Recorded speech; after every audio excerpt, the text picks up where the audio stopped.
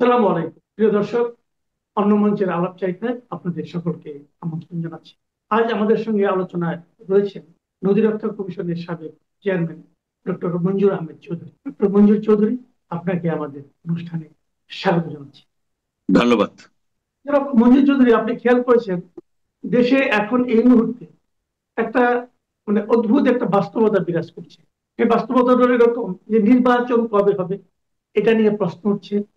Doctor Yunus, তার সেই ইউনূস এবং তার পারিষদ যারা আছেন তারা ওই একই কথা বলে যাচ্ছেন যে ডিসেম্বর থেকে জুনের মধ্যে। প্রধান যে বিরোধী দল বিএনপি, তারা গো ধরেছে যে না, ডিসেম্বরের মধ্যেই নির্বাচন দিতে হবে।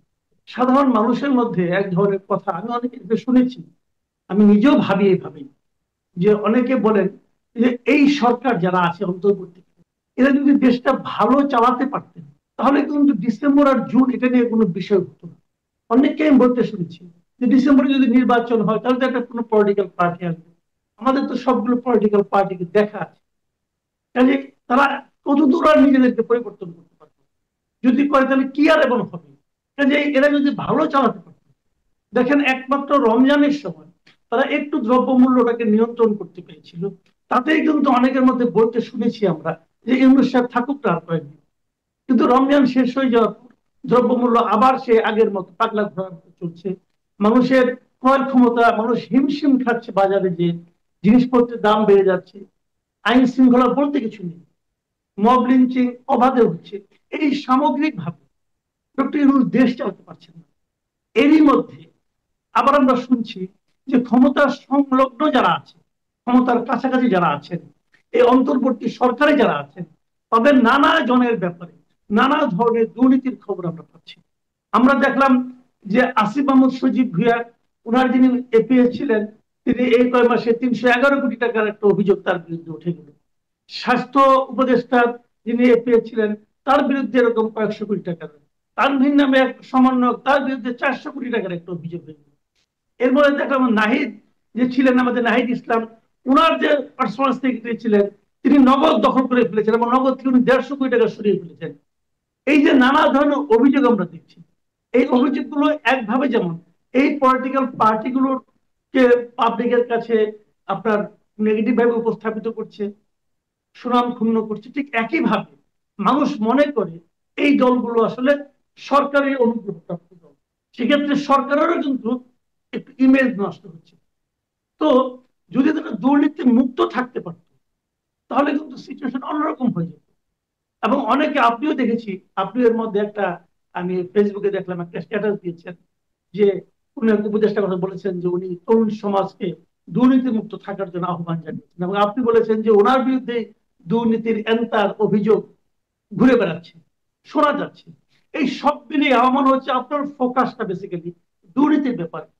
আপনি যেন বলতে চাইছেন যে দুর্নীতি যদি কন্ট্রোল করা যায় তাহলে অনেক কিছু করা যেত। আর দুর্নীতি কন্ট্রোল করা না গেলে নির্বাচন ডিসেম্বরে হবে নাকি জুনে হবে নাকি ২ তারিখে হবে নাকি ২০ তারিখে হবে, এগুলো কোনোটাই কোনো পার্থক্য বহন করে না। আমি একটু লম্বা ভূমিকা দিলাম, কিছু মনে করবেন না। হ্যাঁ, এখন আপনি এই কথাটা বলেন, আপনি আসলে দুর্নীতিকে এত গুরুত্ব দিচ্ছেন কেন? তার আগে আমি একটু ওই নির্বাচনের ডেটটা নিয়ে যে একটু বলি, যে জুন বা ডিসেম্বর এটা কিন্তু মূল বিষয় না। মানুষের ভিতরে একটা সংশয়ের সৃষ্টি হয়েছে যে এই সরকার আদৌ নির্বাচন করবে কিনা। বিএনপির ভিতরেও এই সংশয়টা ন্যায্যভাবেই আসছে যে আদৌ তারা কি নির্বাচন একটা অনুষ্ঠান করতে চাচ্ছে কি চাচ্ছে না, এটা নিয়ে একটা সংশয় আছে। এই সংশয় থেকে একটা অবিশ্বাসের সৃষ্টি হয়েছে। আর এই এখানে যে সাধারণ জনগণ কিন্তু এ ধরনের সরকারকে অনেক সময় পছন্দ করে, যে তারা চাঁদাবাজদের হাত থেকে, রাজনৈতিক চাঁদাবাজদের হাত থেকে মুক্তি পায়। কিন্তু এই ক্ষেত্রে যেটা দেখা গেছে যে এই সরকার সুশাসন নিশ্চিত করতে পারেনি, নেই একেবারে। এবং দুর্নীতি আহ আগের পতিত শেখ হাসিনার সরকারের সময় যেমন ছিল তার থেকে আদৌ কিন্তু কমে নাই, আদৌ কমে নাই। বরং ক্ষেত্র বিশেষে যে ইন্টেন্সিটি এবং যে তড়িৎ গতিতে দুর্নীতি হচ্ছে, তড়িৎ গতিতে বললাম যে 6 মাসেই 600 কোটি 300 কোটি এইসব কথা শোনা যাচ্ছে। এবং এর কিছু প্রাথমিক সত্যতা দুদক পেয়েছে বলেই কিন্তু কয়েকজনের আপনার এনআইটি ব্লক করছে এবং বিদেশ যাত্রা বন্ধ করছে। তারা যদি প্রাথমিকভাবে কোনো তথ্য না পেতেন এটা করতেন না। এটা আসলে একটা দুর্ভাগ্যজনক বিষয় যে এত রক্ত গেল, এত ত্যাগ তিতিক্ষা গেল, এত জীবন গেল, তার বিনিময়ে কি আমরা একটা ভালো সরকার বা ভালো একটা রাষ্ট্র পেলাম, যেখানে প্রান্তিক একজন কৃষক, প্রান্তিক ব্যবসায়ী, একজন ভ্যান ড্রাইভার, একজন স্কুটার সিএনজি ড্রাইভার বা সাধারণ লোক দোকানদার এই অন্যায় অবিচার, এই যে চাঁদাবাজি, এই যে দুর্নীতি, এগুলি থেকে মুক্তি কিন্তু পেল না। আমি সম্প্রতি একটা লেখা পড়েছি, লেখাটার নাম হচ্ছে আপনার corruption control in Bangladesh, can Asia's best practices B the guide. এটা লিখেছেন কুইন্সল্যান্ড ইউনিভার্সিটির প্রফেসর আদিল খান। আদিল খান একজন এক্সপার্ট, জাতিসংঘে উনি এক্সপার্ট ছিলেন এইসব সোশ্যাল ইস্যু, বিশেষ করে করাপশনের বিষয়। সেখানে উনি কিন্তু কয়েকটা কথা একটা সামারি করছেন বাংলাদেশের দুর্নীতির বিষয়ে, যে বাংলাদেশে দুর্নীতিকে কি হয়, কয়েকটা স্টেজ আছে, 4টে স্টেজ। প্রথমে এটাকে সহ্য করা হয়, তারপরে এটাকে প্রতিষ্ঠিকরণ করা হয়, ইনস্টিটিউশনালাইজেশন করা হয়, তারপরে রেসপেক্টেবিলিটি, অর্থাৎ যারা দুর্নীতি করতেছে, দুর্নীতি টাকা দিয়ে বড় বড় বাড়ি করতেছে, তাদেরকে সমাজে সম্মানের চোখে দেখা হয়।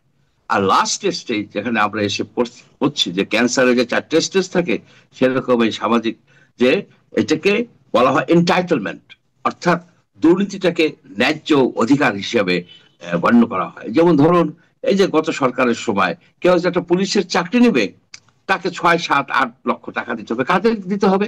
ওই ইউনিয়ন কাউন্সিলের চেয়ারম্যান, এমপি কিংবা এই ধরনের লোকজনকে দিতে হবে। তাদের কথা হচ্ছে, তুমি পুলিশে চাকরি করবা, এত টাকা ইনকাম করবা, বেতন পাবা, পেনশন পাবা, তুমি আমাদেরকে 5 লাখ 7 লাখ টাকা দিলে দিবা না কেন? না দিলে তুমি চাকরি পাবা না। এই যে এন্টাইটেলমেন্ট, সেই এন্টাইটেলমেন্ট কিন্তু এখনো আছে। যে কোনো কাজ করতে গেলে টাকা দিতে হয়।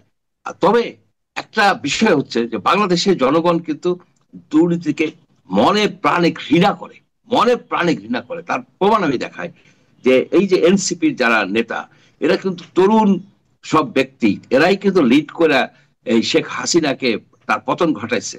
তাদের প্রতি মানুষের যে ভালোবাসা, যে শ্রদ্ধা, যে সম্মান ছিল, এটা ব্যাপক। দল মত নির্বিশেষে সবাই এদেরকে, কিন্তু এদের হঠাৎ করে ধস নামলো কেন তাদের? আপনার যেটা আপনিও বলেছেন, আমরাও দেখি যে তারা অনেক সময় 100 লোকও পায় না তাদের মিছিল মিটিং করতে, তারা অনেক লোক ভাড়া করে আনতে হয়। তো একটাই কারণ, একমাত্র কারণ, সেটা হচ্ছে তাদের প্রতি মানুষের অবিশ্বাস সৃষ্টি হয়েছে, যে তারা দুর্নীতি করেন। দুর্নীতি না করলে আপনার এই কোটি টাকা খরচ করে কিভাবে ইফতার পার্টি করে, আপনার 150-200 গাড়ির বহর করে, ইত্যাদি ইত্যাদি, আপনার সেই বিলাসবহুল অফিস কিভাবে নেয়, মানুষ কিন্তু বুঝে। এরা বাচ্চারা হয়তো বুঝতে না পারে, কিন্তু মানুষ বুঝে এই টাকা কোথার থেকে আসছে। এর জন্য কিন্তু তাদের পেছন থেকে লোকজন চলে গেছে। আপনি দেখেন, গত বছর ফেনীতে বন্যা হয়েছিল, ব্যাপক বন্যা হয়েছিল।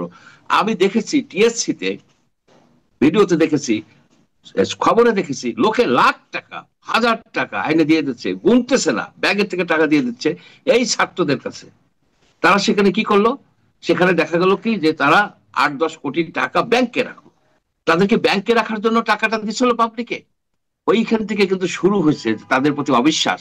এই যে আবারও ফেনীতে বন্যা হয়েছে, এই যে গতকাল থেকে বন্যা হয়েছে, এখন সেই টাকা কোথায়? এই টাকা ফেনীর, তারা তো দিচ্ছে ফেনীর বন্যার জন্য, ফেনীর বন্যাক্রান্ত লোকজনের জন্য। হয়তো তারা ফেনীর লোক বা ওই এলাকার লোক, সেই টাকা তারা ব্যাংকে রেখে দিছে কেন? কোন যুক্তিতে তারা ব্যাংকে রেখেছে? এই জ্ঞানটা তাদের থাকা উচিত ছিল। আমি মনে করি যে তাদের ওই টাকা এখন ফেনীর বন্যার্থদের জন্য ইমিডিয়েটলি ব্যয় করা উচিত। আচ্ছা, এখন আসি যে আদিল খানের লেখাটা খুবই গুরুত্বপূর্ণ। আমি মনে করি সবাই এটা পড়ে দেখা উচিত, আমিও শেয়ার করেছি। সেখানে উনি 3টা দেশের কথা বলছেন, টেরিটরি এবং দেশ, যেটা জাতিসংঘের একটা রিপোর্ট থেকে উনি লেখাটা মানে উনি অনেক তথ্য নিছেন। এবং হংকং এর কথা, হংকং এর পুলিশ কিন্তু একটা সময় ছিল, সবাই জানতো, পৃথিবীর মানে অন্যতম দুর্নীতিবাজ একটা পুলিশ বাহিনী ছিল। সেটা কিন্তু এখন সেটা নাই। এখন তারা কিন্তু প্রশংসিত হয়। তার কারণ কি? সেই পুলিশ বাহিনী ছিল সেন্ট্রালাইজড ব্রিটিশ আমলে। সেই পুলিশ বাহিনীটাকে ডিসেন্ট্রালাইজ করা হয়েছে, লোকাল কাউন্সিলগুলির সাথে সম্পৃক্ত করে দেওয়া হয়েছে, ইন্টিগ্রেটেড করে দেওয়া হয়েছে, যাতে তারা যদি দুর্নীতি করে, লোকাল কাউন্সিল, লোকাল লোকজন যেন এই করতে পারে, ওটাকে প্রতিহত করতে পারে, এবং অ্যাকাউন্টেবিলিটি এবং স্বচ্ছতা, ট্রান্সপারেন্সি এনশিওর করছে। আপনি সিঙ্গাপুরেও কিন্তু দুর্নীতি ছিল। লি কুয়ান ইউ এসে কিন্তু সে এক ধরনের করলো, যে অ্যাকাউন্টেবিলিটি, স্বচ্ছতা, এবং যে বিভিন্ন কর্পোরেশনে যে টাকা তাদের মানে ইনভেস্ট করা ছিল গভর্নমেন্টের, সেখান থেকে উঠে নিয়ে আসতো, যেটা বাংলাদেশে দুর্নীতি হওয়ার একটা অন্যতম প্রধান কারণ হচ্ছে রাষ্ট্রায়ত্ত এই যে প্রতিষ্ঠানগুলি, এখান থেকে রাষ্ট্রকে বেরিয়ে আসতো। রাষ্ট্র কাজ বিজনেস করা না, ওই বিজনেস করতে যে রাষ্ট্রের কর্মচারী কর্মকর্তাদেরকে আপনি দুর্নীতিবাজ বানায় ফেলতেছেন, এটা কিন্তু করছিল। এবং সেখানে কঠিন পানিশমেন্টের ব্যবস্থা করা হয়েছিল। আর একটা জিনিস সে করছিলেন যে মেরিট বেসড প্রমোশন, হচ্ছে মেরিট বেসড, অর্থাৎ যে আমলারা বয়স হলেই যে সে হবে, যার ফলে হচ্ছে অনেক ডিপার্টমেন্ট আছে 12 দিনে এক একজন করে ডিজি হয়, আবার 14 দিন পরে আরেকজন হয়।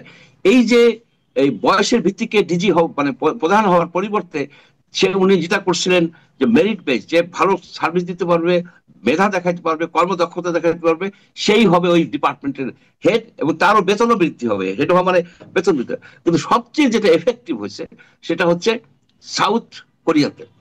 দেখেন সাউথ কোরিয়া কিন্তু এখন এই এশিয়ার মধ্যে 3rd লার্জেস্ট ইকোনমি অথবা 4th লার্জেস্ট ইকোনমি, পার ক্যাপিটা ইনকাম 34,000, এবং সাউথ কোরিয়াতে দুর্নীতি নাই। কিন্তু একটা সময় ওদের প্রেসিডেন্টেরও দুর্নীতির জন্য জেলে যেত। এটার কারণটা কি?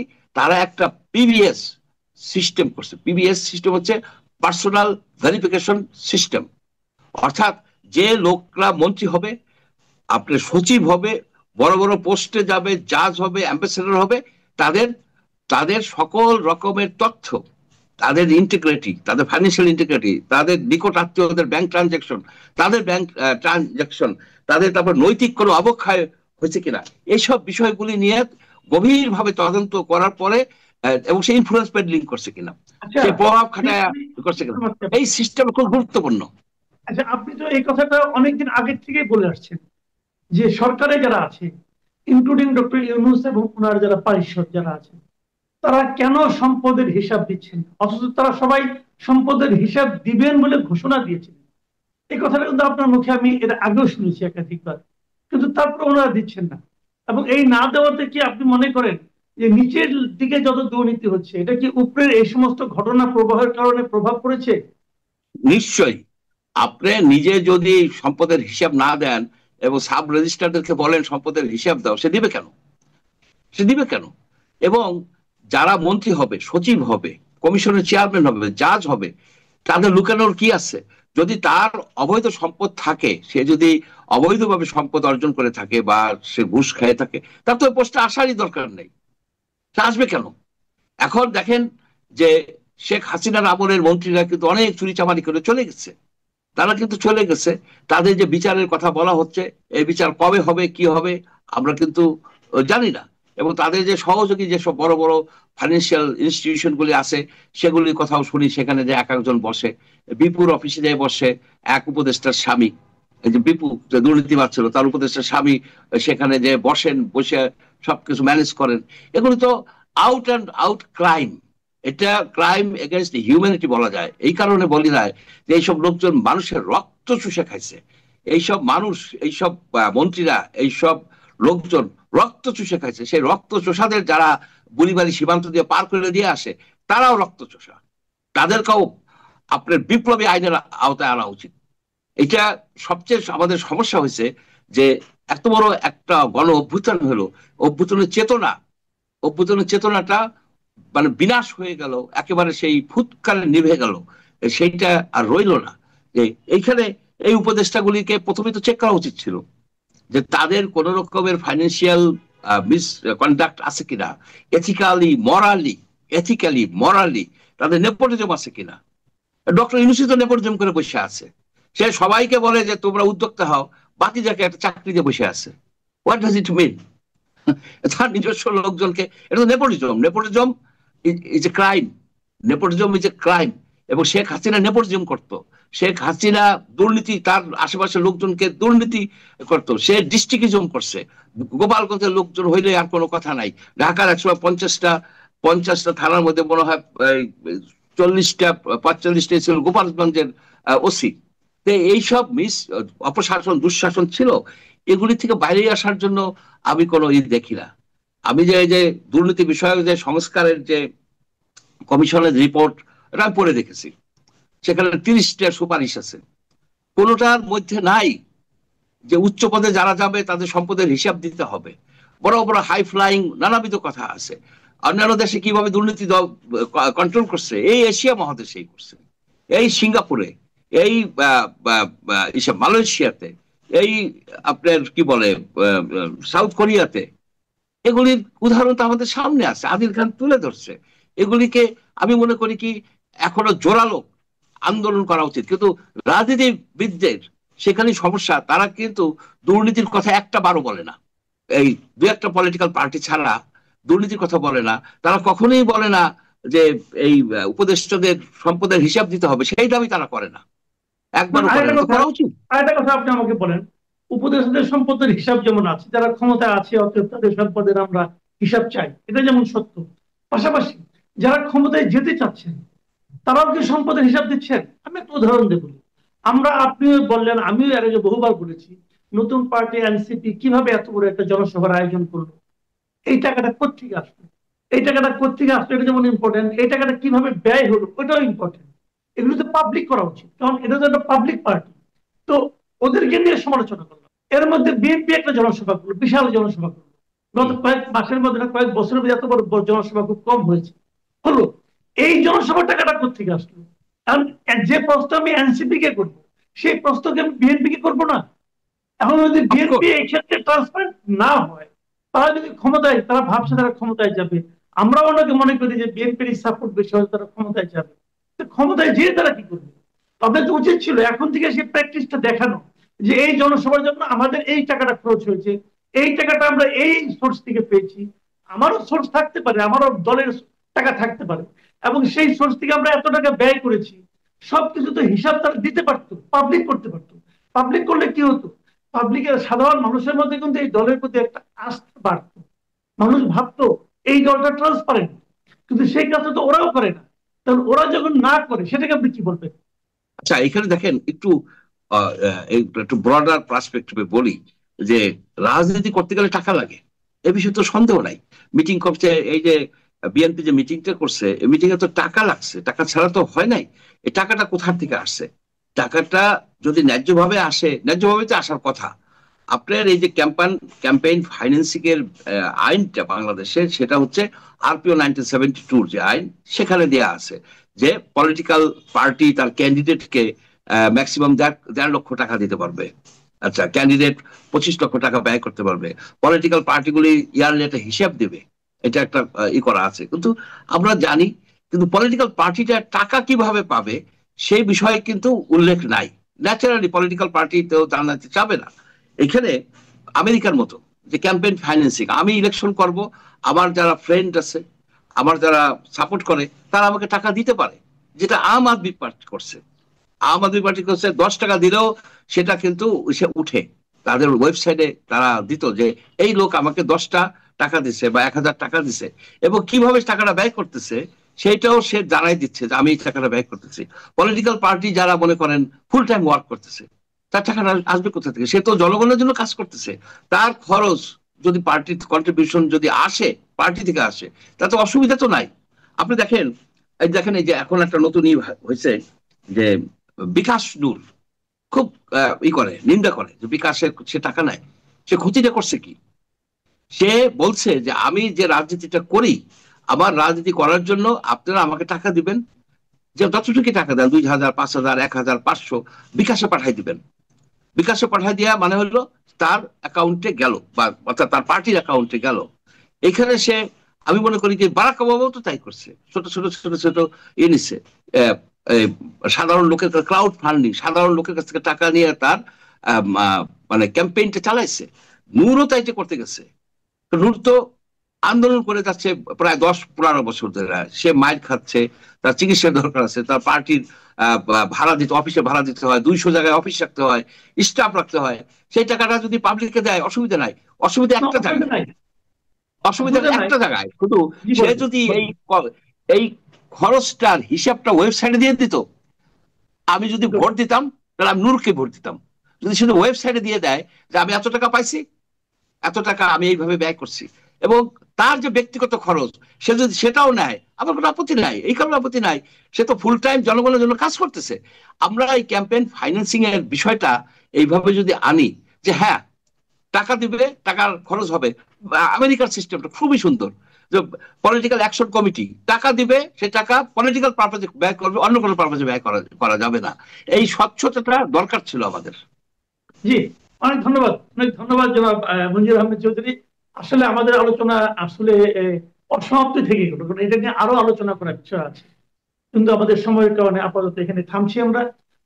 কিন্তু একটা কথা আমি বলেই নেই, প্রিয় দর্শক, আপনাদেরকেও বলে নিচ্ছি যে মঞ্জুর আহমেদ চৌধুরী যে কথাটা বললেন এই নূর সম্পর্কে, যে টাকা নেওয়াটা বৈধ এবং টাকাটা কোথায় খরচ করছেন না এটা ক্লিয়ার করে জানানো উচিত। কিন্তু আমি এর সঙ্গে আরেকটু যোগ করি, সেটা হলো গিয়ে আপনি কত টাকা পেলেন, কার কাছ থেকে পেলেন, এটাও জানা দরকার আছে। কারণ এটাই আপনাকে এটাই যদি বলছি। সমস্ত স্মাগলারের টাকা দেয়, আপনাকে যদি সব খুনিরা টাকা দেয়, আপনাকে যদি সব মানে এই যারা নাকি কালো টাকার ব্যবসা করে তারা টাকা দেয়, তাহলে কিন্তু আপনাকে আমি সন্দেহ করবো যে এরা আপনাকে টাকা দিচ্ছে কেন। তার মানে আপনি যদি কোনো দায়িত্ব যান তাহলে এদেরকে আপনি হেল্প করবেন, ওইটাও আমরা জানতে চাই। আপনি 5 টাকা নেন, কিন্তু 5 টাকা যে আব্দুর রহিম সাহেব দিলেন এটা আপনাকে ক্লিয়ার করবেন, এবং যারা জানিয়ে টাকা দিতে পারবে তাদের টাকাটা আপনি নেবেন।